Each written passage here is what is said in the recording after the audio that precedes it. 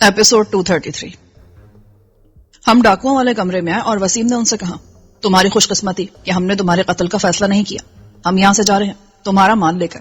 हमें तलाश करना बेकार है क्योंकि हमने सामने आए बगैर ये मकान किराए पर लिया था।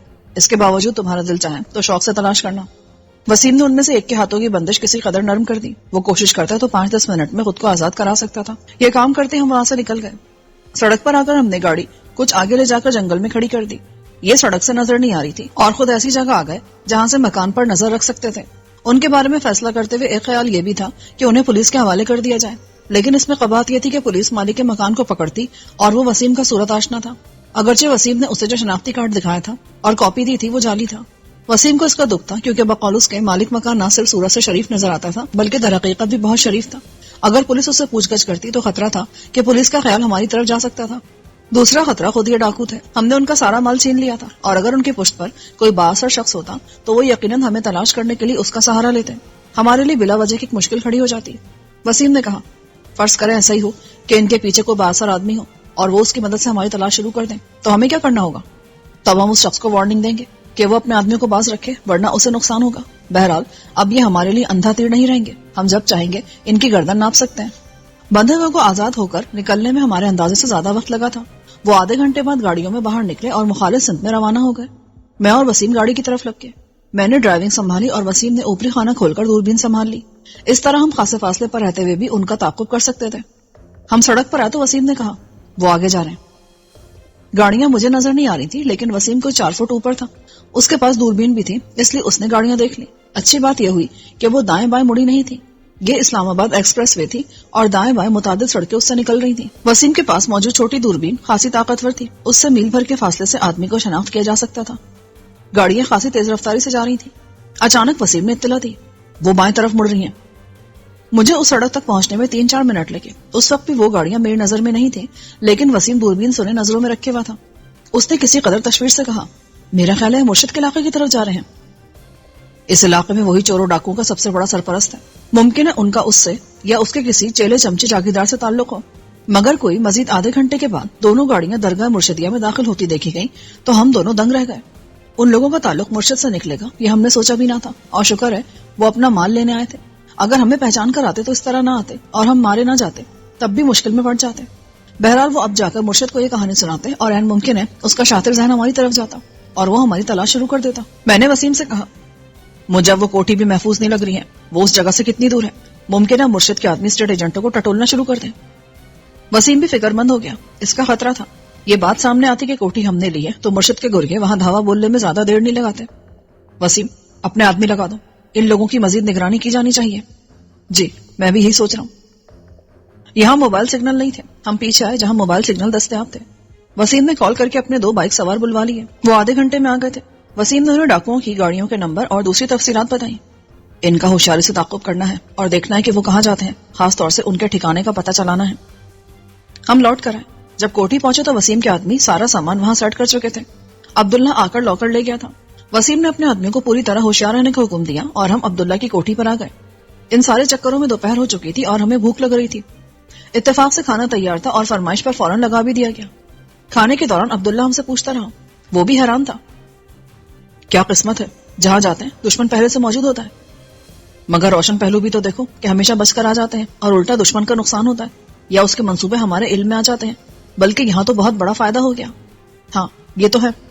काश के पहले पता चल जाता कि वो मुर्शिद के आदमी हैं। उनको ना जाने देते, वही मारकर दफन कर देते। हाँ, मुर्शिद के आदमी इस काबिल भी हैं। अब्दुल्ला ने वसीम की तायद की। हालांकि वो मारधाड़ से जरा कतराने वाला आदमी था, मगर मुर्शिद और उसके गुर्गों के मामले में वसीम का हमनवा बन जाता था। अयाज अभी तक गाड़ियों के चक्कर में था। वो टेक्सला चला गया था। वसीम ने उसे भी कॉल करके इन्फॉर्म कर दिया कि कहीं वो गलती से मकान की तरफ ना चला जाए। अब वो कोठी की तरफ जाता। उसने 2 गाड़ियां फरोख्त कर दी थी और 2 गाड़ियां ले ली थी।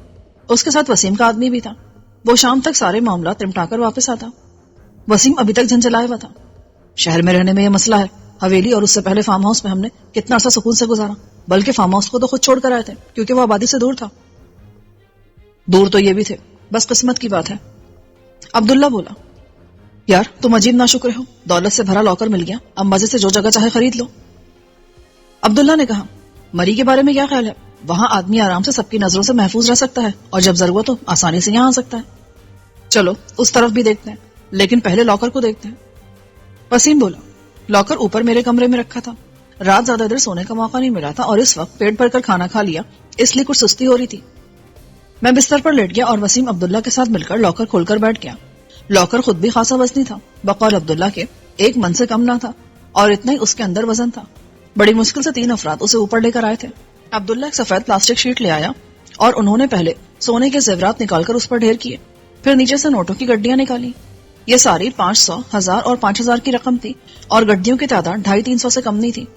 میں سوچ رہا تھا کہ ڈاکوؤں میں اتنا اتفاق کیسے ہو گیا کہ انہوں نے اپنی ساری دولت ایک جگہ رکھی تھی, اور جگہ بھی سب کے علم میں تھی. یہ جتنی بڑی مالیت کا سونا اور رقم تھی, ایسا لگ رہا تھا انہوں نے سب اسی لاکر میں چھپا دیا تھا.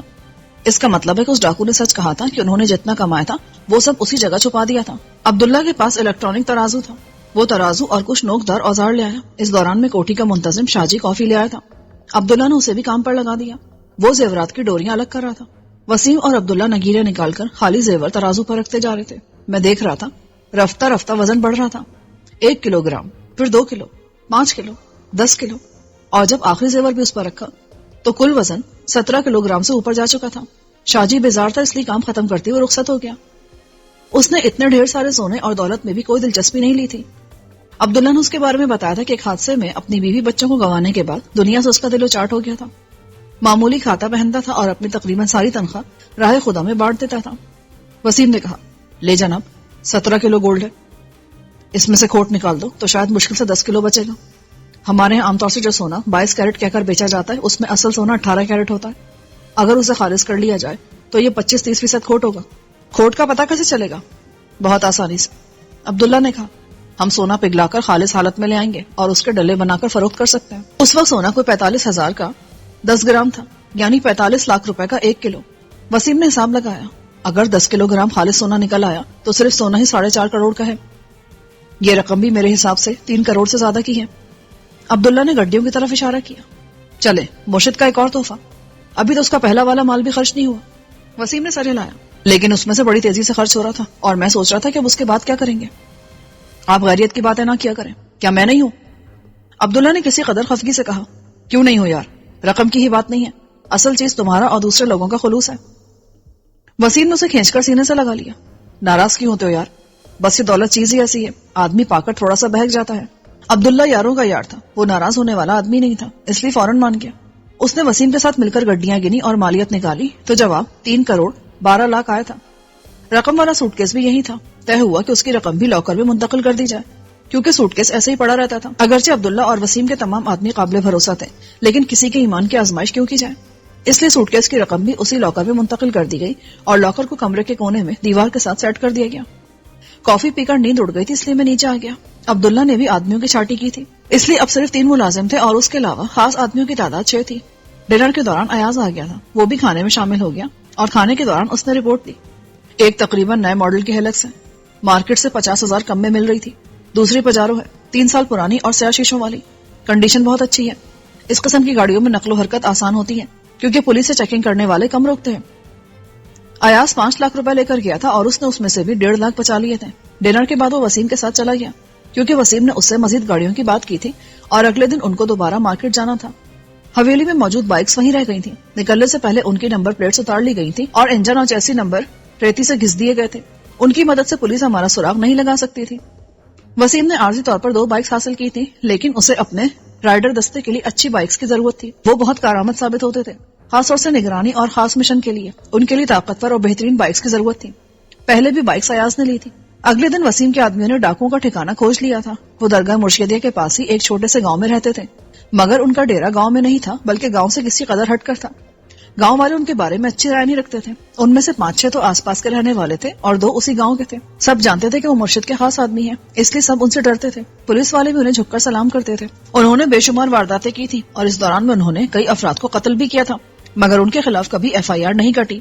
اگر کسی نے کوشش کی تو اسے نہ صرف منہ کی کھانی پڑی بلکہ پولیس نے الٹا اسے اندر کر دیا. اب سب لوگ ڈرتے تھے اور ان کے سامنے آنے سے گریز کرتے تھے. یہ معلومات تشویشناک تھی. وہ مرشد کے بہت قریبی لوگ تھے اور پولیس بھی ان کی ہمنوا تھی. یہ بات یقینی تھی کہ مالک مکان رگڑے میں آیا ہوگا اور اس سے ہمارے بارے میں پوچھ گچھ کی گئی ہوگی. وسیم اور اس کے آدمی ہوشیار تھے. عبداللہ نے اسٹیٹ ایجنٹ سے بات کر لی تھی کہ اگر کوئی اس کے پاس ہمارے بارے میں پوچھتا ہوا ہے تو اسے صاف انکار کر دینا ہوگا. اس نے عبداللہ کو یقین دلایا تھا کہ ایسا ہی ہوگا. وسیم اس کے باوجود مطمئن نہیں تھا. اس نے فیصلہ کیا کہ وہ شہری آبادی سے دوری کہیں ٹھکانہ بنائے گا اور اس مقصد کے لیے اس نے تلاش شروع کر دی تھی. جب سے جیدہ اینڈ کو کا مرشد سے تعلق سامنے آیا تھا تب سے وسیم زیادہ فکر مند تھا. اس لیے بھی کہ جیدہ اور اس کے ساتھی اپنی دولت کی خاطر سر دھڑ کی بازی لگا کر ہمیں تلاش کر سکتے تھے اور ان سے دور رہنا بہت ضروری ہو گیا تھا. ہم خاصی حد تک محفوظ تھے لیکن وسیم کو مالک مکان کے بارے میں فکر تھی. حویلی میں مانی اور بیتو سے بات ہوئی. وہ اب اداس طور واپس آنا چاہتے تھے جبکہ سویرا کہہ رہی تھی کہ ان لوگوں کا یہاں بہت دل لگا ہے اور سادے کا کہنا تھا کہ مانی کا کچھ زیادہ ہی لگ گیا. بیتو نے کہا شوبھی ہم کو یہاں بہت مزہ آیا. آپ کا بابا صاحب بہت اچھا ہے. انہوں نے ہم کو بیٹا بنایا ہے. وہ کہہ رہا تھا کہ اب میں حویلی میں رہوں گا. صرف بابا اچھے لگے؟ ماں جی آپا شمی اور سویرا بھی تو ہیں. سب بہت اچھا ہے. ماں جی سویرا آپ کے بارے میں بہت پوچھتا ہے. تو وہاں رہو اور مزے کرو. اتنا دیدی لوگ مل گیا اور سب پکانے کا ماہر بھی ہے. وسیم نے اسے چھیڑا یہاں تو سارے بے دید ہیں اور کھانا پکانا کوئی نہیں جانتا. اب تو سفیر بھی حویلی میں رہے گا. نہیں ہم اب واپس آئے گا. بہت دن سے آپ لوگوں سے دور ہیں. بیتو نے فیصلہ کن لہجے میں کہا اچھا یار دیکھتے ہیں. میں نے اسے ٹالا کیونکہ میں چاہتا تھا کہ ابھی وہ اور مانی حویلی میں رہیں. پھر مانی سے بات ہوئی. اس نے بتایا کہ اس دوران میں اس نے نہ صرف حویلی کی پوری طرح الیکٹرانک سیکیورٹی کر دی ہے بلکہ بابا اور وہاں موجود افراد کو آلات کے استعمال کی تربیت بھی دی ہے. شوبھی بھائی اب ہم واپس آ جائیں. مانی نے بھی کہا تو مجھے حیرت ہوئی. کیوں برخوردار؟ تمہارے بارے میں تو کچھ اور اطلاعات ہیں کہ تمہارا واپسی کا ارادہ نہیں ہے. وہ سادیہ باجی بھی نہ بس. قسم سے سفیر بھائی کا دوسرا ایڈیشن ہے. انہوں نے وہاں جینا حرام کیا ہوا تھا اور یہاں بھی ہیں اس لیے تو میں واپس آنا چاہتا ہوں. ٹھیک ہے مگر ابھی حالات مناسب نہیں ہیں. ٹھکانے کم ہے. جیسی کو مناسب جگہ ملی اور وہاں سیٹ اپ کیا تمہیں بلا لیں گے. کوئی بات نہیں جہاں آپ ہیں ہم وہاں بھی رہ لیں گے. اتنی اجلت نہ کرو ابھی آرام سے وہاں رہو. میں سمجھ رہا تھا کہ شازیہ میں دلچسپی اپنی جگہ لیکن مانی شہر کا رہنے والا تھا اور شہر میں رہنے والوں کے لیے ایک حد سے زیادہ گاؤں میں رہنا مشکل ہو جاتا ہے. ان سے بات کرنے کا مقصد ان کو روکنا بھی تھا. ابھی یہاں ان کی ضرورت نہیں تھی اور وہ چین سے بیٹھنے والے نہیں تھے. ان دونوں کو باہر کے کھانوں کا چسکا تھا. زیادہ باہر گھومنا یا غیر متعلقہ افراد کی آمد و رفت خطرے سے خالی نہیں تھی. فارم ہاؤس میں صبح شام کھانے کی چیزیں ڈیلیور کرنے والے آ رہے ہوتے تھے. وہ جی ٹی روڈ پر ایک ایسی جگہ تھا جہاں آس پاس کوئی گھر نہیں تھا لیکن یہ عین شہر تھا اور یہاں اس قسم کی آمد و رفت ٹھیک نہیں تھی. دوسرے مجھے یقین تھا کہ مرشد کے آدمی حویلی کے آس پاس ہوں گے. بے شک وہ حویلی میں گھس نہیں سکتے تھے لیکن دور سے تو نگرانی کی جا سکتی تھی. میں نہیں چاہتا تھا کہ مانی یا بیتو یا کوئی بھی فرد حویلی سے بغیر حفاظت کے نکلے. جب ان دونوں کو بلوانا ہوتا تو یہاں سے وسیم اپنے آدمیوں کو بھیج کر ان کی حفاظت کا بندوبست کر سکتا تھا. ان کا اکیلے آنا درست نہیں تھا اس لیے میں نے ان کو منع کر دیا. وسیم اپنے کام نمٹا لیتا تو ان کو لینے کے لیے آدمی بھیج سکتا تھا. فی الحال اس کے آدمی جیدہ گروپ اور درگاہ مرشدیہ کی نگرانی کر رہے تھے. وسیم نے بائکس حاصل کرنے کے بعد 4 آدمی لگا دیے تھے اور وہ 12 گھنٹے کی شفٹ میں ڈیوٹی دے رہے تھے. ہمارے مکان چھوڑنے کے تیسرے دن رپورٹ آئی کہ جیدہ کے آدمی کسی شخص کو اغوا کر کے اپنے گاؤں والے ڈیرے پر لائے ہیں. میرے ذہن میں فوراً خیال آیا کہ کہیں وہ بیچارہ مالک کے مکان نہ ہو. اگر وہ وہی تھا تو اس کی عافیت خطرے میں تھی اور ہم اسے بچانے کے لیے کچھ نہیں کر سکتے تھے. صرف دعا کر سکتے تھے کہ وہ خیر خیریت سے رہے اگرچہ ذرا مشکل ہی لگ رہا تھا. وسیم نے یقین سے بتایا تھا کہ مکان کا مالک اس کے بارے میں کچھ نہیں جانتا اور صرف 2 بار اس سے ملاقات ہوئی تھی. اس کا شناختی کارڈ جعلی تھا اور وسیم کی شیو بھی بڑھی ہوئی تھی. پھر اس نے سادہ شیشوں والی اینک لگا لی تھی. وہ وسیم کے بارے میں کچھ نہیں بتا سکتا تھا کہ مکان کس کو دیا تھا. شام کو وسیم آیا تو پریشان لگ رہا تھا. کیا ہوا؟ فکر مند لگ رہے ہو؟ شہباز میں نے تصدیق کر لی ہے. جیدہ کے آدمیوں نے مالک مکان کو اٹھا لیا. مجھے خطرہ وہ تشدد کر کے اسے مار نہ دیں. ہم کیا کر سکتے ہیں؟ ہم کر سکتے ہیں لیکن کیونکہ اس سے ہمارا براہ راست کوئی تعلق نہیں ہے اس لیے کرنا نہیں چاہتے. وسیم نے تلخی سے کہا شہباز صاحب میرا ضمیر مطمئن نہیں ہے. وہ عام آدمی ہے, بیوی بچوں والا ہے. اس کی 3 بیٹیاں ہیں جو اپنے باپ سے بہت محبت کرتی ہیں. جب میں اسے مکان کی بات کر رہا تھا تو مستقل ان کے فون آ رہے تھے. وسیم بہت مضطرب لگ رہا تھا. اگر تم چاہتے ہو تو ہم اسے بچانے کی کوشش کر سکتے ہیں لیکن کیا یہ اس کے ساتھ مزید دشمنی نہیں ہوگی؟ فرض کرو ہم ابھی اسے چھڑا لیتے ہیں لیکن بعد میں اسے کون بچائے گا؟ یہ تو ایک طرح سے تصدیق کرنے والی بات ہوگی نا کہ اس کا ہم سے تعلق ہے. یہ سب بات کی بات ہے. میری چھٹی حص کہہ رہی کہ وہ بہت شفاق لوگ ہیں اور پھر ان کی اتنی بڑی دولت چھن گئی ہے. اس کی واپسی کے لیے انہیں 10 لوگوں کو بھی قتل کرنا پڑا نا تو وہ یہ بھی کر سکتے ہیں. یعنی ہمیں ایکشن کر کے اسے وہاں سے نکالنا ہوگا. بالکل. اور یہ مرشد کے لیے دھچکا بھی ہوگا. اسے اپنے اہم بندوں سے محروم ہونا پڑا. اگر یہ مرشد کے خاص آدمی ہوئے تو یقیناً اس کے لیے دھچکا ہوگا ورنہ اسے آدمیوں کی پرواہ نہیں ہوتی. اگر یہ اس کے خاص آدمی نہ ہوئے تو اور بھی اچھی بات ہے. اس طرح اس کا شک ہماری طرف نہیں جائے گا. اب ہمیں دیر نہیں کرنی چاہیے. ٹھیک ہے اب یہ بتاؤ اس کی مدد کیسے کرنی ہے؟ اسے وہاں سے نکالنا ہے اور ان لوگوں کو ٹھکانے لگانا ہے. یہ کام آج رات کرنا ہے ورنہ شاید کل تک وہ زندہ نہ رہے. میں بھی چلوں گا. نہیں میرا خیال ہے میں اور ایاز 4 بندوں کے ہمراہ کام آسانی سے کر لیں گے. تو مجھے 5واں شمار کر لو. میں نے فیصلہ کن لہجے میں کہا.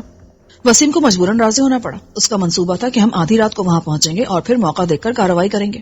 وسیم نے مکان دیکھا ہوا تھا. اس نے کاغذ پر خاکہ بنا کر دکھایا.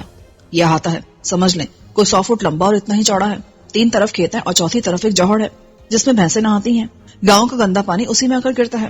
جوہر کے ساتھ سفیدے اور بیری کے درختوں پر مشتمل ایک چھوٹا سا جھنڈ ہے. یہ جھنڈ ہمارے کام آ سکتا ہے کیونکہ بعض درختوں کی شاخیں احاطے کی دیوار تک چلی گئی ہیں. اندر کی صورتحال کیا ہے؟ وسیم نے درختوں والی دیوار کے ساتھ کمرے بناتے ہوئے کہا. اس طرف کمروں کی قطار ہے، پھر اس سے مخالف سمت میں دوسری قطار ہے. لمبائی بتاتی کہ کمرے اچھے خاصے ہیں. پھر اس سمت میں لائن سے شاید لیٹرین، غسل خانہ اور کچن کا چھپر ہے. اس میں تندور بھی لگا ہے. ملازم بھی ہے وہاں؟ ہاں، دن میں 2 افراد آتے ہیں، اسی گاؤں کے ہیں. وہ شاید کھانا پکانے اور صفائی ستھرائی کا کام کرتے ہیں. صبح سویرے آتے ہیں اور 7 بجے تک چلے جاتے ہیں. ان کے علاوہ کوئی مستقل آتا جاتا ہو؟ 2 دن پہلے 2 عورتیں آئی تھیں اور ان کا تعلق یقیناً اس بازار سے تھا. وہ رات بھر وہاں رہی اور صبح چلی گئی. عبداللہ کو پتہ چلا تو اس نے مخالفت کی. یہ تو آبیل مجھے مار والی بات ہوگی. نہیں ہوگی یار، اور پھر امید ہے کہ کام صفائی سے ہو جائے گا. ویسے ان کا تعلق مرشد سے ہے، اس لیے ہم بیل کو مارنے جا رہے ہیں. آپ کی مرضی، مگر صرف ایک بندے کی خاطر؟ یار وہ ایک بندہ نہیں ہے. وسیم نے تیز لہجے میں کہا. اس نے مجھ پر اعتماد کرتے ہوئے مکان میرے حوالے کیا تھا اور اب وہ مشکل میں ہے تو میں اسے نہیں چھوڑ سکتا. ہم نے اسے نہیں بتایا کہ ہم کون ہیں اور ہماری دشمنی کیسے لوگوں سے. اب اس پر آفت ہماری وجہ سے آئی ہے تو ہم اسے اکیلا نہیں چھوڑ سکتے. عبداللہ راضی نہیں تھا مگر اس نے محسوس کیا کہ وسیم فیصلہ کر چکا ہے، اس لیے وہ چپ ہو گیا. ایاز کوٹھی پر تھا.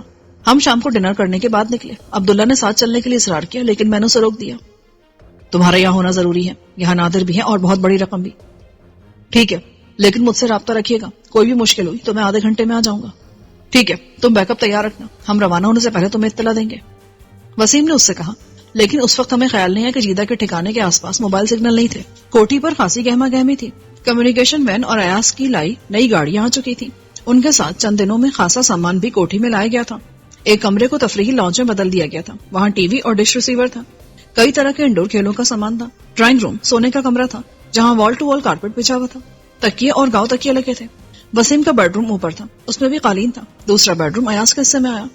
وسیم نے پہلے اپنے آدمیوں کو تیار رہنے کا حکم دے دیا تھا. وہ تیار تھے اور اب اپنے اسلحے اور دوسرے آلات کی دیکھ بھال میں لگے ہوئے تھے. سب نے چست سیاہ لباس پہن رکھے تھے اور سروں پر ایسی سیاہ ٹوپیاں تھی جنہیں کھینچا جاتا تو وہ چہرے پر نقاب بن جاتی. میں نے اور وسیم نے بھی ایسے ہی لباس پہنا. میں نے رات کی مہم کے لحاظ سے ہلکا ڈنر کیا تھا. وسیم سوچ رہا تھا. میں نے پوچھا، لائن آف ایکشن کیا ہوگا؟ احاطہ بہت بڑا ہے اور کمرے بھی زیادہ ہیں، اس لیے گیس کا استعمال بیکار ہوگا. خاموشی سے اندر داخل ہونا ہوگا اور جو پہرے پر ہوا اسے ٹھکانے لگانا ہوگا. کیا یہ مناسب ہوگا یار؟ میں نے ہچکچا کر پوچھا. بالکل، ان لوگوں کا تعلق مرشد سے ہے اور خود ان کا کردار سامنے ہے. یہ ڈاکو ہے اور انہوں نے صرف دولت مندوں کو نہیں بلکہ غریبوں کو لوٹا ہے. کتنے افراد کو قتل کیا ہے. ایاز بھی آ گیا تھا. اس نے وسیم کی تائید کی. میں اس قسم کے مجرموں کو اچھی طرح جانتا ہوں جناب، وہ درندوں سے بدتر ہوتے ہیں. ٹھیک ہے، اس صورت میں ہم سب کے پاس بے آواز پستول ہونے چاہیے تاکہ شور نہ ہو. میں نے کہا. صرف پستول ہی نہیں، رائفلوں پر بھی سائلنسر ہوگا. اس مشن کے لیے خاص طور سے چیک ساختہ یوزی مشین گنیں نکلوائی ہیں. بہت شاندار ہتھیار ہیں. کچھ دیر بعد وسیم کا ایک آدمی ہمارا اسلحہ لے آیا. اس میں 3 عدد سائلنسر لگے پستول اور 3 عدد چھوٹی یوزی گنیں تھیں. ہر ہتھیار کے ساتھ 2 عدد فاضل میگزین تھے. آپس میں رابطے کے لیے مختصر سے ریڈیو تھے جو صرف کان پر فٹ آ جاتے. کیونکہ وہاں پر لائٹ تھی اس لیے نائٹ ویژن کی ضرورت نہیں تھی، مگر احتیاطاً تیراکی کے گلاسز جیسے نائٹ ویژن اینکیں سب کے پاس تھی کہ کہیں تاریکی سے واسطہ پڑے تو ان سے کام چلا لیں. مشن کے لیے وین کے بجائے ہیلکس اور موٹر سائیکلوں کا انتخاب کیا گیا تھا. 2 بائک سوار پہلے سے وہاں موجود تھے اور 2 ہمارے ساتھ جاتے. گاڑی میں وسیم اور ایاز ہوتے. ڈرائیونگ ایاز کے سپرد تھی. 12 بجے ہم کوٹھی سے نکلے. وسیم کا اندازہ تھا کہ وہاں 8 سے 10 افراد سے سامنا ہو سکتا ہے. 12 کے بعد اگر پہرا ہوا تو 2 سے زیادہ افراد نہیں ہوں گے اور کیونکہ بظاہر ان کو کسی سے خطرہ نہیں ہے اس لیے وہ بھی اتنے چوکس نہیں ہوں گے. ایک بار ہم اندر داخل ہو جاتے تو پھر ہمیں کوئی نہیں روک سکتا تھا. 20 منٹ بعد ہم اس جگہ کے قریب تھے. ایاز نے خاصی تیز ڈرائیونگ کی تھی. قریب آتے وسیم نے اپنے آدمیوں سے رابطہ کیا جو درگاہ کی نگرانی کر رہا تھا. وہ بھی اب جیدہ گروپ پہ ٹھکانے کے پاس آ گیا تھا. ایک سامنے والی طرف تھا اور دوسرا عقب میں کھیتوں کے ساتھ ایک جھنڈ میں روپوش تھا اور وہیں سے نگرانی کر رہا تھا. کیونکہ وہ ہیڈ سیٹ کی رینج میں نہیں تھے اس لیے وسیم ایک بڑا ریڈیو ساتھ لایا تھا. اس کی مدد سے دور موجود افراد سے بھی رابطہ کیا جا سکتا تھا.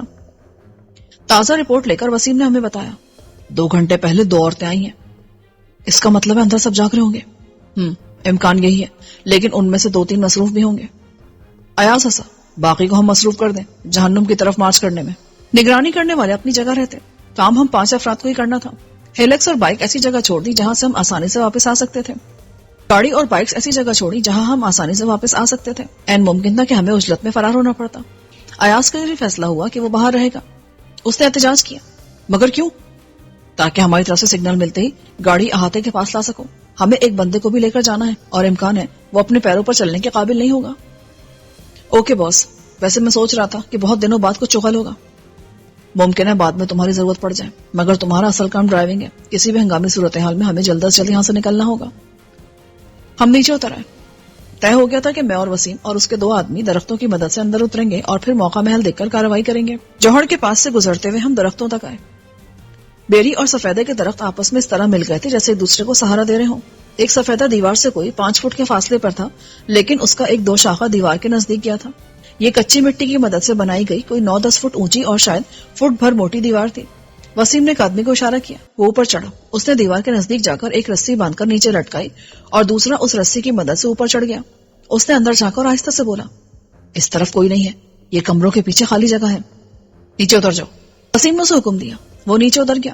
درخت پر موجود ساتھی نے رسی واپس کھینچ کر ہماری طرف پھینکی. اس بار میں گیا اور میرے بعد وسیم آ گیا. البتہ درخت پر موجود ساتھی کو وہیں چھوڑ دیا. جو ہمارے ساتھ اندر آیا تھا اس کا نام حبیب تھا. یہاں اندھیرا تھا مگر سامنے والی طرف سے اتنی روشنی آ رہی تھی کہ کام چل رہا تھا. کھڑکیوں سے اندازہ ہوتا تھا کہ اس طرف 4 کمرے تھے. وسیم نے مجھے اشارے سے پیچھے کی طرف جانے کو کہا اور خود اپنے ساتھی کے ہمراہ اگلے حصے کی طرف بڑھا. میں پیچھے جانے لگا اور جب کسی کھڑکی کے پاس سے گزرتا تو نیچے بیٹھ جاتا. کوئی اتفاقاً بھی کھڑکی کھول سکتا تھا اور ایسا ہی ہوا. میں کھڑکی کے نیچے سے گزر رہا تھا کہ اچانک وہ کھلی اور کسی نے کھنکار کر بلغم تھوکا. میں دیوار کے ساتھ چپک گیا. شکر ہے کہ بلغم مجھ پر نہیں گرا. اور جلدی آنا، ابھی دوسروں کو بھی بھگتانا ہے. ایک بوجھل نسوانی آواز نے بتایا کہ اس کمرے میں کیا ہو رہا تھا. آدمی نے کھڑکی بند کی اور واپس چلا گیا. میں آگے سرکا اور عقبی حصے کی طرف جا نکلا. دیوار کے کونے سے جھانک کر دیکھا. اس طرف کچھ آگے لیٹرین، غسل خانہ اور اس سے آگے باورچی خانے کا چھپرا تھا. کوئی آدمی نظر نہیں آ رہا تھا. میں نے سرگوشی کی. وسیم، اس طرف کوئی نہیں ہے. سامنے گیٹ کے ساتھ 2 بندے بیٹھے پی رہے ہیں، مگر یہاں سے فاصلہ زیادہ ہے. گولی درست جگہ نہیں لگی تو دوسرے ہوشیار بھی ہو سکتے ہیں. وسیم نے جواب دیا، ٹھیک ہے، میں ان کو اس طرف بلاتا ہوں. میں لیٹرین کی چھت پر کنکر پھینکوں گا. میں نے کہا. پھر میں نے زمین سے ایک چھوٹا سا پتھر اٹھا لیا. میرا مقصد آواز ان دونوں تک پہنچانا تھا. اگر بڑا کنکر لیتا تو آواز اندر کمروں میں بھی جا سکتی تھی. لیٹرین اور غسل خانے کی چھت ٹین کی تھی اور جب کنکر اس پر گرا تو آواز میری توقع سے بلند آئی. وسیم نے اطلاع دی، انہوں نے سن لیا ہے اور اب ایک اس طرف جا رہا ہے. جیسے وہ لیٹرین والے حصے میں ہے آپ اس کا کام تمام کر دیں. یہ کام ایک ساتھ کرنا ہے. اوکے. میں نے سائلنسر لگا پستول نکال لیا اور اس طرف آنے والے کا انتظار کرنے لگا. وہ کچھ دیر بعد نمودار ہوا. اس کے کندھے پر 7mm رائفل لٹک رہی تھی اور وہ متجسس نظروں سے لیٹرین اور غسل خانے کی طرف دیکھ رہا تھا. اوے اندر کون ہے؟ میں نے اس کو سر کا نشانہ لیا اور وسیم سے کہا، ریڈی ٹو شوٹ. میں بھی 3 تک گنوں گا. 1 2 3. اس کے 3 کہتے ہی میں نے گولی چلا دی. تقریباً 30 فٹ کے فاصلے سے یہ ذرا مشکل نشانہ تھا مگر گولی ٹھیک جگہ لگی اور وہ آواز نکالے بغیر ڈھیر ہو گیا. آواز اس کی رائفل کے گرنے سے آئی لیکن یہ اتنی نہیں تھی کہ اندر موجود افراد سن کر چونک پڑتے. میں دوڑا اور اپنے شکار کو کھینچ کر عقبی گلی میں لے آیا. تقریباً اسی وقت وسیم نے بھی یہی کام کیا. اس کا شکار بھی خاموشی سے مر گیا. وسیم بولا، آپ صحن تک آئیں جب تک ہم کمروں کو کلیئر کرتے ہیں. میں دیوار کے ساتھ لگا صحن تک آیا. وسیم اور اس کے ساتھی پہلے کمرے کے دروازے کے سامنے تھے. وسیم نے آہستہ سے اسے کھولنے کی کوشش کی تو وہ کھل گیا. وہ ایک دم اندر گیا تو میرا دل ایک لمحے کو رک گیا تھا. اندر کوئی ہوتا تو وہ وسیم پر گولی چلا سکتا تھا مگر اس نے کہا، کلیئر. تیسرے کمرے میں ایک مرد اور ایک عورت ہے. میں نے کہا، تب اس کمرے کو نہیں دیکھنا. وسیم نے جواب دیا اور دوسرے کمرے کی طرف بڑھا. اسے کسی دوسرے کمرے میں رکھا گیا ہوگا. دوسرا بھی خالی تھا اور اس کا دروازہ بھی کھلا تھا. اب آخری کمرہ رہ گیا تھا. وسیم اس کی طرف بڑھنے لگا. ایک طرف سے میں اور دوسری طرف سے حبیب اسے تحفظ دے رہے تھے. ابھی وہ اس کے دروازے تک پہنچا ہی تھا کہ اچانک سامنے والی لائن سے ایک کھڑکی سے رائفل کی نال باہر نکلی اور اس سے پہلے کہ میں وسیم کو خبردار کرتا نال شعلے اگلنے لگی. میں نے رائفل اتاری اور کھڑکی کی طرف برسٹ مارا. فوراً ہی رائفل غائب ہو گئی لیکن اس سے پہلے وہ 10-12 گولیاں چلا چکی تھی. میں نے وسیم کو پکارا کیونکہ اب میں دیوار کی اوٹ میں تھا. اس نے بھیچی ہوئی آواز میں جواب دیا، میں ٹھیک ہوں. مگر وہ ٹھیک نہیں تھا. میں نے جھانک کر دیکھا تو وہ کمرے کے دروازے کے عین سامنے ڈھیر دکھائی دیا. میری رائفل بے آواز تھی لیکن دوسری رائفل کے شور نے سب کو ہوشیار کر دیا. اب سب اندر ہی اندر چلا رہے تھے اور ایک دوسرے سے پوچھ رہے تھے کہ ہوا کیا ہے، لیکن کوئی باہر آنے کو تیار نہ تھا. میں نے حفظ ماتقدم کے طور پر کمروں کی طرف ایک برس چلایا اور وسیم کی طرف بھاگا. وہ دیوار سے ٹکا بیٹھا تھا. اس کے دائیں ران سے خون بہ رہا تھا. اس دوران میں اندر موجود افراد نے اپنے ہتھیار سنبھال لیے تھے. کسی نے شارٹ گن سے فائر کیا تو گولی اس کمرے کے دروازے پر لگی جس کے ساتھ وسیم بیٹھا تھا. گولی نے دروازے میں سوراخ کر دیا اور مجھے فوری خیال آیا دروازے کے باہر تالا پڑا تھا. میں نے پستول سے کنڈی کے آس پاس کئی فائر کیے اور بالآخر وہ ٹوٹ گئی. میں نے دروازہ اندر دھکیلا اور وسیم کی جیکٹ کا کالر تھام کر اسے گھسیٹ کر اندر لے آیا. دیوار کی آڑ میں ہم کسی قدر محفوظ ہو گئے تھے. اس دوران میں حبیب دیوار کی آڑ سے سامنے والے کمروں کی طرف فائرنگ کر رہا تھا. اس سے بھی ہماری بچت ہوئی ورنہ ہم سامنے تھے اور ہمیں آرام سے شوٹ کیا جا سکتا تھا. ایاز بار بار پوچھ رہا تھا کہ کیا ہوا ہے. میں نے اندر آ کر اسے بتایا. ہم ٹریپ ہو گئے ہیں. میں اور وسیم ایک کمرے میں ہیں. وسیم زخمی ہے. اسی لمحے مجھے احساس ہوا کہ ہم کمرے میں اکیلے نہیں تھے. وہاں کونے میں کوئی بیٹھا تھا. کیونکہ اندر روشنی نہیں تھی اس لیے اندر آتے احساس نہیں ہوا. میں نے پستول کا رخ اس کی طرف کیا تو وہ جلدی سے بولا, مجھے مت مارو, میں ان کا ساتھی نہیں, قیدی ہوں. یہ مالک کے مکان ہے. وسیم آہستہ سے بولا. میں نے ایاز سے کہا, ہمیں یہاں سے نکلنا ہوگا لیکن کوئی اندھا قدم مت اٹھانا. ابھی دشمن کی طاقت کا درست اندازہ نہیں ہے. وسیم نے حبیب سے کہا, تم کہاں ہو؟ میں گیٹ والی سمت میں ہوں. ٹھیک ہے وہیں رہو, اور اگر کوئی خطرہ محسوس کرو تو واپس چلے جانا. نہیں, ہم آپ کو چھوڑ کر واپس نہیں جائیں گے. ایاز کی آواز آئی. میں نے وسیم کے زخم کا معائنہ کیا. گولی ران کے اندر تھی لیکن اس نے ہڈی کو نقصان نہیں پہنچایا تھا. میں نے خون روکنے کے لیے اپنا رومال کس کر زخم پر باندھ دیا. اس سے خون کی رفتار میں کسی قدر کمی آئی لیکن وسیم کو طبی امداد کی ضرورت تھی. اب مجھے احساس ہو رہا تھا کہ ہم عجلت میں جس مہم کو آسان سمجھ کر آئے تھے وہ اتنی آسان بھی نہیں تھی. یہ یقیناً جلد بازی اور ناقص پلاننگ تھی جس کی وجہ سے ہم یہاں ٹریپ ہو گئے تھے اور باہر دشمن مورچہ بند تھا. اب وہ اتنی آسانی سے ہمیں یہاں سے نکلنے کی اجازت نہ دیتا. کمروں کی طرف سے رہ رہ کر پستول, شارٹ گن اور رائفل کا سنگل فائر ہو رہا تھا. گولیاں دروازے میں سوراخ کرتے گزر رہی تھی. دروازے کے عین سامنے کھڑکی تھی. میں پہلے فرش سے لگ کر دائیں طرف گیا کیونکہ یہ کمرہ آخر میں تھا اس لیے دروازے سے گزرنے والی گولیاں زیادہ تر بائیں طرف آ رہی تھی. مالک مکان بھی اسی طرف بیٹھا تھا. قریب آنے پر مجھے پتا چلا کہ اس کی حالت خراب تھی. وہ پھٹے ہوئے کپڑوں میں تھا اور یہ کپڑے جا بجا خون سے آلودہ تھے. نیند تاریکی میں اس کے چہرے پر زخموں کے نشانات دکھائی دے رہے تھے. باقی جسم کا نہ جانے کیا حال تھا. میں نے آہستہ سے کہا, ہم تمہیں چھڑانے آئے ہیں. وہ چونکا. کون ہو تم؟ جلد تمہیں پتا چل جائے گا. میں خطرہ مول لے کر کھڑکی کے پاس گیا. اس کے پٹ کھولے جو مستقل بند رہنے سے جام ہو گئے تھے اور خاصی مشکل سے کھلے. اس پر خاصی موٹی سلاخیں تھیں اور انہیں توڑنا تقریباً ناممکن تھا. حبیب نے کہا, یہ لوگ کمروں کے پیچھے آ گئے ہیں. اب دیوار کی اور سے مجھ پر فائرنگ کر رہے ہیں. تم پیچھے گلی میں آ جاؤ. وسیم نے اسے حکم دیا. پھر ایاز سے پوچھا, تم کیا کر رہے ہو؟ میں اور اسماعیل دیوار کے ساتھ ہیں. میں نے کہا, ہم سامنے سے نہیں نکل سکتے ہیں. اس کمرے کے پیچھے کھڑکی ہے. اگر کسی طریقے سے اس کی سلاخیں نکال دی جائیں تو ہم باہر نکل سکتے ہیں. ہم جس شخص کے لیے آئے تھے وہ بھی یہاں موجود ہے. میں کچھ کرتا ہوں, آپ ان لوگوں کو روکیں اور صحن میں نہ آنے دیں. ایاز نے کہا. میں نے کہا, اسماعیل سے کہو وہ گلی کا دوسرا سرا سنبھال لے ورنہ وہ لیٹرین والی سمت سے گھوم کر اس طرف بھی آ سکتے ہیں. اسماعیل اندر آ گیا تھا. میں واپس دروازے تک آیا. اس دوران میں ان لوگوں نے صحن میں جلنے والی تمام روشنیاں فائرنگ کر کے گل کر دی. کمروں کی بتیاں پہلے بجھا چکے تھے. ان کی یہ احتیاطی تدبیر تھی لیکن ایک لحاظ سے انہوں نے ہمارا کام آسان کیا. میں نے نائٹ ویژن نکال کر پہن لی. یقیناً ہمارے باقی ساتھیوں نے بھی ایسا ہی کیا ہوگا. فوراً ہی مجھے سامنے والے کمروں کے دروازوں اور کھڑکیوں کے ساتھ روشن ہیولے دکھائی دینے لگے. وہ چھپے ہوئے تھے لیکن کچھ نظر بھی آ رہے تھے اور یہ سامنے کے چاروں کمروں میں تھے. تشویشناک طور پر ان کی تعداد ہمارے اندازے سے زیادہ تھی. ان 4 کمروں میں کم سے کم 10 افراد تھے جبکہ 2 مارے گئے تھے اور 2 ہمارے برابر والے کمرے میں محصور تھے. ان کی طرف سے ابھی تک کوئی رد عمل نہیں آیا تھا لیکن اس کا مطلب یہ بھی نہیں تھا کہ وہ غیر مسلح تھے. میں نے حبیب اور اسماعیل کو ان کے خطرے سے خبردار کیا. گیٹ سے تیسرے کمرے میں کم سے کم ایک جوڑا ہے. آپ بے فکر رہیں, اگر انہوں نے کوئی حرکت کی تو میں کمرے میں گرینیڈ مار دوں گا. حبیب نے کہا. اس کے پاس گرینیڈ تھے. نائٹ ویژن سے دکھائی دے رہے ہیں. انہیں نشانہ بنانے کی کوشش کرو. Shoot to kill. حبیب نے تصدیق چاہی. احمقانہ باتیں مت کرو. کیا ہم اس وقت کوئی میچ کھیل رہے ہیں؟ وسیم غرایا. Sorry commander. حبیب نے جلدی سے معذرت کی. اس دوران میں نے سامنے والے کمرے میں موجود کھڑکی کے پٹ کے ساتھ لگے ہیولے کا نشانہ لیا اور یوزی کا مختصر برسٹ مارا. یہ کارگر رہا کیونکہ دوسری طرف سے ایک چیخ سنائی دی اور ہیولا غائب ہو گیا. وہ مرا نہیں تب بھی زخمی ضرور ہوا تھا. میں دل میں حساب لگا رہا تھا کہ اگر 2 عورتیں تھیں تو باقی 1 درجن مرد تھے. ان میں سے 2 مارے گئے, 1 زخمی تھا اور 1 برابر والے کمرے میں تھا. گویا سامنے والے کمروں میں 8 مسلح افراد تھے اور یہ تعداد کم نہیں تھی. حبیب اور اسماعیل بھی نائٹ ویژن کی مدد سے انہیں نشانہ بنانے کی کوشش کر رہے تھے لیکن ہماری طرف سے 1 کارگر فائر کے بعد وہ سب محتاط ہو گئے اور اب محفوظ آڑ میں تھے. جناب, میں اندر آنا چاہتا ہوں. میں کچھ چیزیں لائے ہوں کھڑکی میں راستہ بنانے کے لیے. ایاز کی آواز آئی. میں نے پوچھا, باہر کون دیکھ رہا ہے؟ میں نے سمیر اور کریم کو بلا لیا ہے. ایک سامنے ہے اور دوسرا ہماری والی پوزیشن پر ہے. ٹھیک ہے, آ جاؤ لیکن ہوشیار رہنا. گولیاں دروازے سے گزر کر کھڑکی تک آ رہی ہیں. اوکے. ایاز بولا اور 1 منٹ بعد کھڑکی کے سامنے نمودار ہوا. میں نے دروازہ بھیڑ دیا تھا تاکہ گولی اس طرف آئے تو پٹ سے گزر کر آئے. ایاز نے ایک بھاری ہتھوڑا اور چھینی اٹھا رکھی تھی. اس نے کونے والی سلاخ پر چھینی رکھ کر ہتھوڑے سے ضربے لگانا شروع کر دی. सलाखें सीमेंट की चौखट में पेवस्त थी।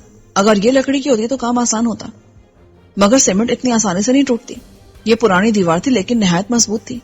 मैं अयाज की जद्दोजहद देखने के बजाय सामने नजर रखने के लिए आ गया। इस्माइल और हबीब को भी मोहतात रहने को कहा। वसीम फिलहाल कुछ नहीं कर सकता था, उसका खून बहना रुक गया था, इसलिए वो दीवार से टेक लगाकर बैठ गया।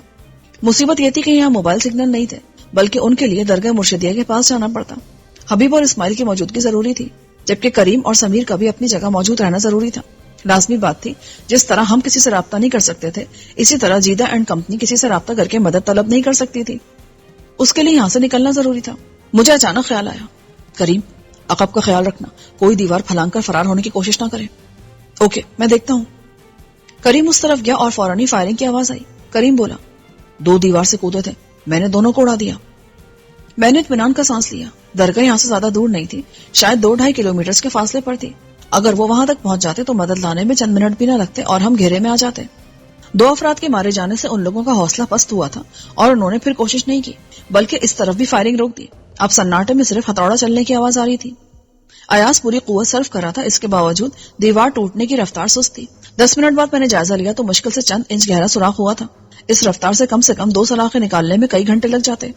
वसीम ने कहा, हमें हैंड ग्रेनेड इस्तेमाल करना पड़ेगा। नहीं, इसमें खतरा है, कमरे में कोई आड़ नहीं है, हम इंतजार कर सकते हैं। अयाज, अब तुम हबीब को दे दो।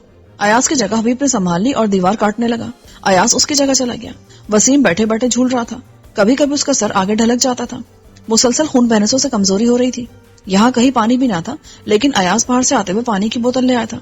मैंने वसीम को पानी दिया, इसके बावजूद हर गुजरते लम्हे उसकी हालत खराब हो रही थी। मैंने जख्म का मुआयना किया, खून रिस रहा था, उसे फौरी तिब्बी इमदाद की जरूरत थी। हबीब ज्यादा बेहतर अंदाज में काम कर रहा था। अयाज स्मोकर था, इसलिए उसका सांस फूल गया था। हबीब का स्टेमिना उससे बेहतर था, वो रुके और थके बगैर मुसलसल हथौड़ा चला रहा था। उसने 5 मिनट में 1 सलाख निकाल ली, उसे जोर लगाकर अलग किया और फिर नीचे खींचकर अलग कर दिया। हर सलाख के दरमियान 5-5 इंच का फासला था और निस्फ इंच मोटी सलाख थी। गोया अब 11 इंच का खला बन गया था, लेकिन हम उससे नहीं गुजर सकते थे। दूसरी सलाख निकालना लाजमी था। हबीब अब दूसरी सलाख के निचले हिस्से में सीमेंट काट रहा था। अपना काम आधा करके उसने हथौड़ा और छेनी इस्माइल को दे दिया और खुद उसकी जगह संभाल ली। मैंने समीर और करीम से गांव वालों का रद्दमल पूछा। करीम बोला, उस तरफ मुकम्मल खामोशी है, बल्कि जिन घरों में रोशनियां थी अब वहां अंधेरा है। इस दौरान मालिक मकान बिल्कुल खामोश बैठा था। नींद तारीकी में उसके खद्दोखाल वाज़े नहीं थे। जब हम अंदर आए तो वो खौफजदा था, लेकिन अब पुरसुकून था। मुझे अब तक उसका नाम मालूम नहीं था, हालांकि वसीम ने मुतादिद बार उसका जिक्र किया था, लेकिन हर बार उसे मालिक मकान ही कहा था। इस्माइल ने ज्यादा तेजी से काम किया और दूसरी सलाख की सीमेंट चंद मिनट में काट दी। ये सलाख ज्यादा मजबूत थी, इसलिए मैंने भी इस्माइल की मदद की और बिलाखिर उसे मोड़कर निकालने में कामयाब रहे। अब खला तकरीबन 1.25 फुट का था और हम किसी कदर कोशिश के बाद उससे निकल सकते थे। अयाज ने कहा, मैं गाड़ी लेने जा रहा हूँ, जब तक मैं ना हूं आप लोग कमरे से मत निकलिएगा। मेरा भी यही ख्याल था, क्योंकि कमरे से निकल जाने की सूरत में दुश्मन को मौका मिलता और वो सहन में आ सकता था। यहाँ से निकलने के लिए उसे कमरों में रखना जरूरी था। मैंने खिड़की से बाहर निकलकर तजुर्बा किया। मैं और मालिक मकान उससे आसानी से निकल सकते थे, जबकि तकरीबन बेहोश वसीम को मुश्किल पेश आती। मैं सोच रहा था कि वो 9-10 फुट ऊंची दीवार पर कैसे चढ़ेगा। आम हालात होते तो शायद चढ़ भी जाता, लेकिन पीछे दुश्मन थे और ये बात यकीनी थी कि वो हमारे पीछे आते। मैंने हबीब से कहा, अहाते में मौजूद गाड़ियों के टायर उड़ा दो। उसने अहाते में खड़ी एक जीप और एक पिकअप के टायर उड़ा दिए। अब वो आसानी से हमारा पीछा नहीं कर सकते थे। जो ख्याल मुझे आया था वही अयाज को भी आया। वो चंद मिनट बाद हेलेक्स ले आया और उसने मुझसे कहा, वसीम कैसे आएगा? हम तो किसी न किसी तरह दीवार पार कर लेंगे, लेकिन इसमें पीछे से हमले का खतरा है। हाँ, पर इसका हल क्या हो सकता है? हबीब के पास ग्रेनेड है, वो दीवार उड़ा दे। अयाज ने काबिल अमल हल पेश किया। ये ठीक रहेगा, उम्मीद है इतना बड़ा सुराख हो जाएगा कि हम उससे बासानी गुजर सकेंगे, लेकिन तुम लोग जरा पीछे हट जाओ। हबीब और इस्माइल कमरे में आ गए और हबीब ने ग्रेनेड की पिन खींचकर उसे कुछ आगे दीवार के पास फेंका। एक खौफनाक धमाका हुआ और दीवार का यह हिस्सा ही जमीबोस हो गया। जब गुबार और धुआं छटा तो मुझे दीवार में सुराख देखकर खुशी हुई। पहले मैं और मालिक के मकान बाहर निकले, फिर इस्माइल और हबीब ने वसीम को सहारा देकर खिड़की से बाहर निकाला और खुद भी निकल आए। मैंने वसीम को शाने पर उठा लिया और उन दोनों से कहा, मुझे कवर दो, कोई रास्ते में तो उसे बेदरे उड़ा देना। मगर अपने 4 साथियों के मारे जाने के बाद उनकी हिम्मतें पस्त हो गई थी। कोई हमारे रास्ते में नहीं आया। हद तो ये कि तीसरे कमरे में मौजूद जोड़े ने भी दम साध लिया। हम बाहिफाजत सुराख से गुजरकर बाहर आ गए। अयाज गाड़ी पास ही ले आया था और उसने अकबी दरवाजा खोला हुआ था। मैं वसीम के साथ अंदर घुस गया। हबीब और इस्माइल पीछे खोली जगह चढ़ गए ताकि किसी तरफ से मज़ाहमत हो तो फौरी जवाब दे सके। हमारे बैठते अयाज ने गाड़ी दौड़ा दी। मैंने समीर और करीम से कहा, तुम भी पीछे आओ, अगर कोई ताक़ुब करने की कोशिश करे तो उसकी गाड़ी को नाकारा कर देना। ہم سڑک تک آئے تھے کہ درگاہ مرشدیہ والی سمت سے تیز روشنیاں نمودار ہوئی. ایسا لگ رہا تھا جیسے کئی بڑی گاڑیاں آ رہی ہیں. ایاز جلدی نکلو، میرے خیال دشمنوں کو مدد آ گئی ہے. مگر جب ایاز نے گاڑی کا رخ پنڈی کی طرف کیا تو سامنے سے بھی 2 گاڑیاں نمودار ہوئی. ہم دونوں طرف سے گھر گئے تھے.